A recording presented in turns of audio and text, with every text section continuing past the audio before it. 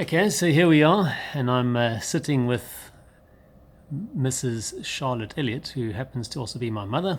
It's David Elliott speaking to you, and you've come to see and find out a little bit more about the Evangelical Mission Press. And the best person to tell us about that is Charlotte Elliott, who, as I said, is my mom, and I'm her 9th child, so she's the mother of 9 kids.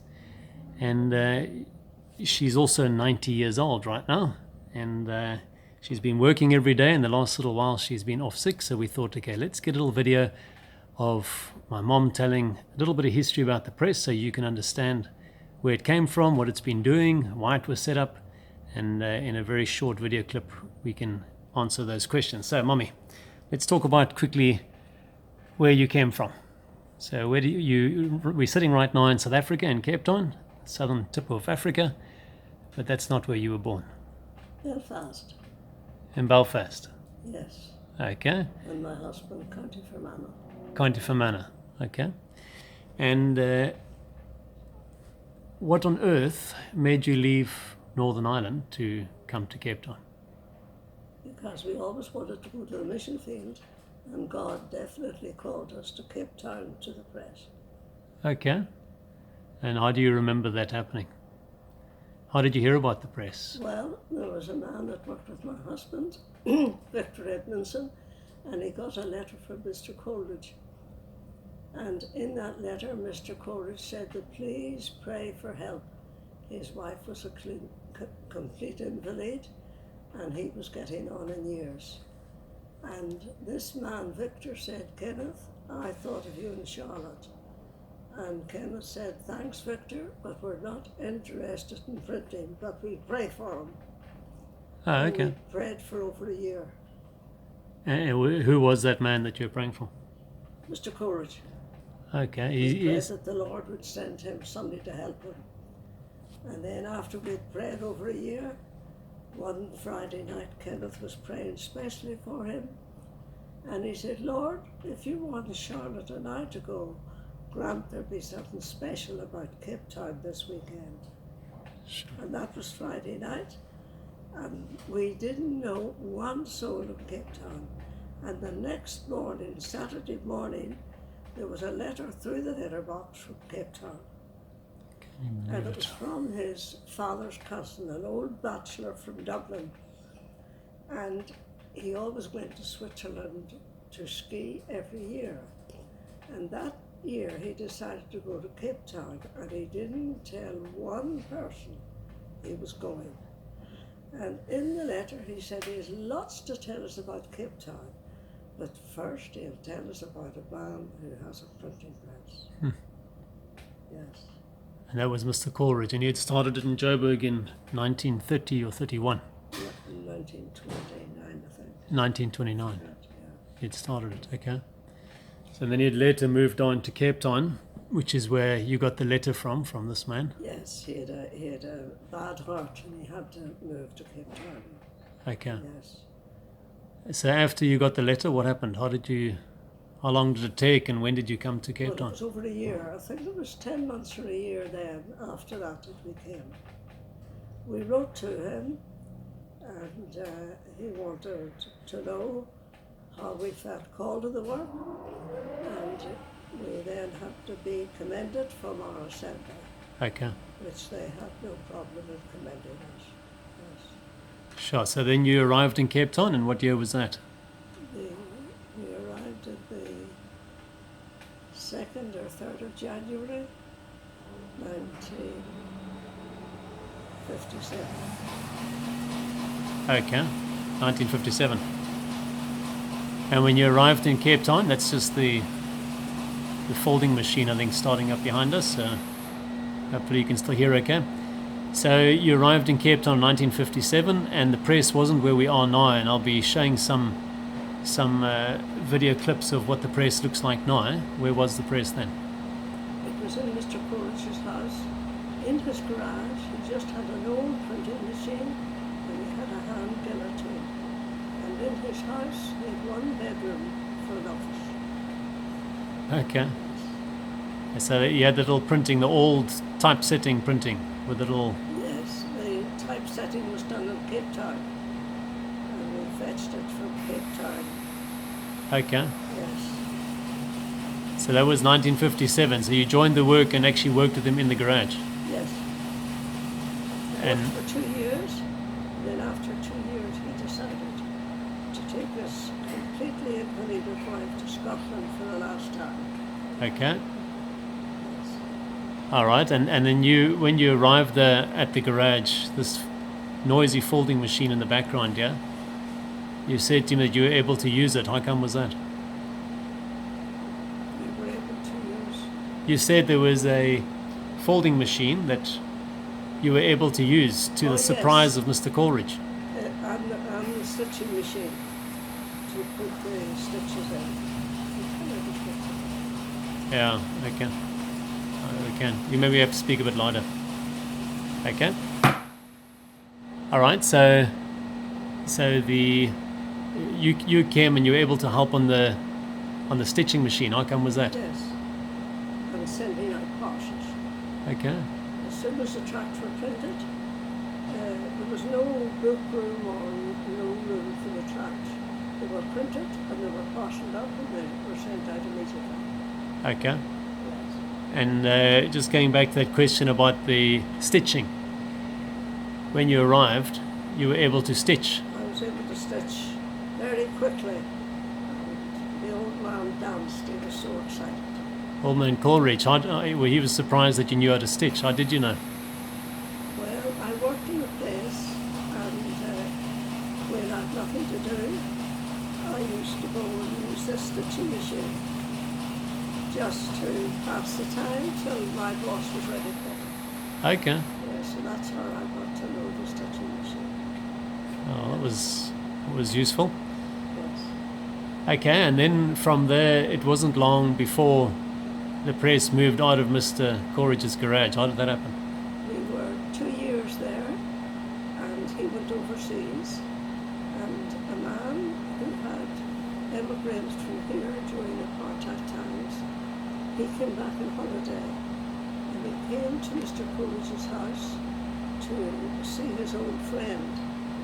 And of course Mr. and Mrs. Coleridge were overseas. So he met us and we took him out to the hospital to visit and we got very friendly with him. And then when he went back to America, an American man asked him how the work at Cape Town was doing. So he told him about all the gospel halls and so on and so forth. And he said, are there any printing presses? And he told them then about his old friend, Mr. Coleridge, and about this new couple who were now there. And that American man sent the money to buy my husband a brand new printing machine. And then when he heard that it was in the old man's house and she was a complete invalid, he said, that won't do. Look for premises or look for ground and he will pay to have a place built or to buy the place. Okay. And the Lord, no doubt, led us to Belmont. Yeah. And this place had already been built. No, it hadn't. We just bought the ground, 3 plots. Okay. There was already an ebony house here that was for sale, and we thought we'd buy it for the press. But when Mr. Coleridge saw it, he said, no, you get the house for yourself, and you buy the 3 plots for the press. So we got plans, and a man, Mr. Harland, and a Mr. Potter, they designed the new press for us, and we moved in. Wow. Yeah. Okay, and that was built then, and that money came from where?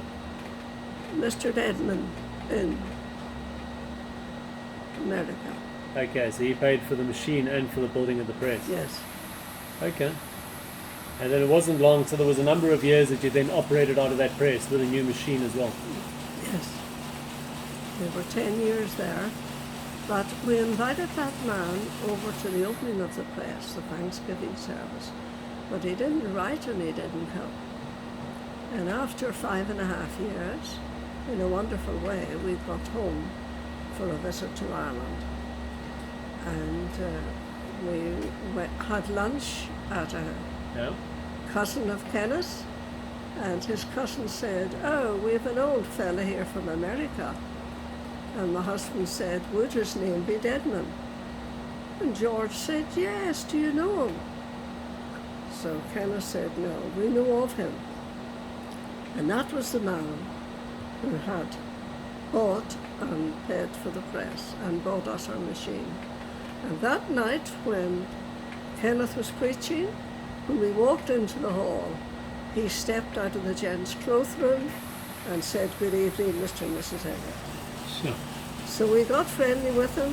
He was there for a short time on a visit, and we took him out, took him a few places, and in December or the 1st of January, he was called home to be with the Lord just a couple of months later. Wow. So we had the privilege of meeting. Sure. Yeah. And then the press was then extended, wasn't it? Yes, Who was involved in that? we were in that building for 10 years. And one day a brother who, from Joburg, he always came down here in business. And every time he was in business, he took boxes and boxes of literature up for us to Johannesburg to save the postage. And one day he said to Ken, "You're very cramped here." And Kenneth said, "I know, I have a little diagram to extend." And he said, "Show it to me." So Kenneth showed him. And he said, "Man, scrap it." He said, "I'm selling my business and I'll build you a place out there." So they got the plans for this place and they started to build, and he then sold his business. The business sale fell through, but he must have had some cash and he kept on building. And then when it got up to the windows, he was running into problems. And anyhow, to make a long story short, he sold it for the third time for far, far more money. And he finished it. We moved in, we had a Thanksgiving service, and he was there. And in 6 months he was with his Lord. Wow. Yes. Sure. So that was the building we're sitting in now, Yes. here in Belleville. And we put it in trust so that if anything happened to us, it would be safe. Okay. Yeah, okay. And then just going back to Mr. Coleridge, when he started the work in the late 20s or 30s, he started it because he was looking for little simple tracts to give to the local African folk in their language. Actually, Mr. Coleridge, they told him in Johannesburg he wasn't needed there. So he got into the mines to preach amongst the workers. And then one day this miner was going back. He was only brought in for 6 or 9 months or a year, I don't remember how long, and he was going back. And Mr. Coleridge thought if only he had a little tract in English to send with that man, somebody might be able to read English in Malawi. And the first tract he wrote was The Two Roads. And he printed it 4 up on a duplicator, cut it with the kitchen bread knife, and that's how the first tract moved out to Malawi. Wow. Yes. And eventually over the years the work grew to over nearly 60 languages. Yes, he got across a little Africa. printing press, yes, and the work grew. Okay. And then he had a very bad heart, and that's why he came down to Cape Town. Okay. Yes. So then after you had taken over, the languages, the number of languages increased to nearly 60. Is that Yes, right? well, he had all those languages going. He had them Maybe going already. The most of them, the majority, yes. Okay. And those used to be parceled out, sent out, printed here, and then parceled and sent out to Yes. these African countries until All there were, over Africa, yeah, yes. until there were sanctions in South Africa, and then Yes. that stopped the Yes. postage and No posting outside Africa was accepted. okay.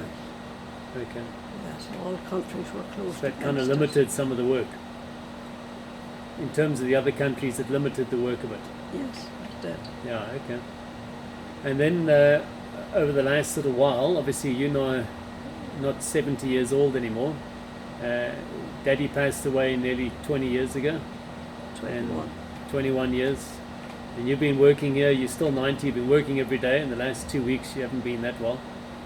And what do you think is the future of the work? So you've got 2 staff at the moment, Victor and Nicole. And Victor doing the printing has been a real blessing, and Nicole doing the folding. And when you look forward now, you don't know when your day is going to be called. What are you thinking? Well, I've just felt that the Lord has led simply all over the years, and He'll not forsake us in the end. And He has supplied the need for the press. We have never asked anyone for 1 cent, and we have trusted the Lord for the finance all these years. So what was Daddy's view on the finance, from where the money would come from? Just trusted the Lord. He said when it was God's work, and when the God of heaven knew the need, it was left for Him. And the Lord has never, never failed. And you didn't even send out letters with bank details on? No letters, nothing. No advertising that there was a need? No, never. Just prayer? Just left it with the Lord. So the future, you believe the Lord's got a future for the press? Well, I believe that the Lord will show us one of these days. Yeah. Send maybe new workers, and maybe He'll come back and we'll not need it anymore, so we don't know. Yeah. We live one day at a time. Yeah, it's been a good work over all these years, and there's been literally thousands of lives blessed by these. No doubt. These tracts, gospel tracts, and even the booklets with Bible teaching and church principles and things. Yes. Have been a blessing to new believers and all the believers. And then we started the little bookshop because people were looking for Bibles and hymn books, and we felt, well, that we'll bring them in, and we started a little bookshop. Yes. Sure. So. Okay, so for 90 years, from about 1930 to where we are now in 2020, this press has been running on faith, on the Lord's provision. Yes. So the Lord's provided, and it's been people from all around the world. I know there's one example of a lady in a very difficult township in South Africa. In fact, the gang-infested township. She lives in a council house, and every month she gives a contribution of a very small contribution to the press. That's true. There's several like that. Several like that. And they're not rich people. No, they have very little. I mean, they're living in council homes for a reason. Yeah. So the Lord's overruled with everybody from the widow to the very wealthy, like Deadman. Yes. Be able to provide at the right time. That's right. Yeah. Okay, well, I don't know if there's any, just as we finish off this brief history of the press, if you gave some advice to any younger Christians or other Christians who are wanting to do the Lord's will, what would you suggest to them? Well, I would say in the first place they must be called. Yeah. If you're not called, you'll never stay. Yeah. And you'll never really be happy. But if you're called, you will stay through thick or thin. Yes. And the Lord has been very, very faithful all these years. Yes. All right, good. Thanks very much. That's all for now. All right. Well, that's good. That's it all over. I hope it's all right. It will be, yeah.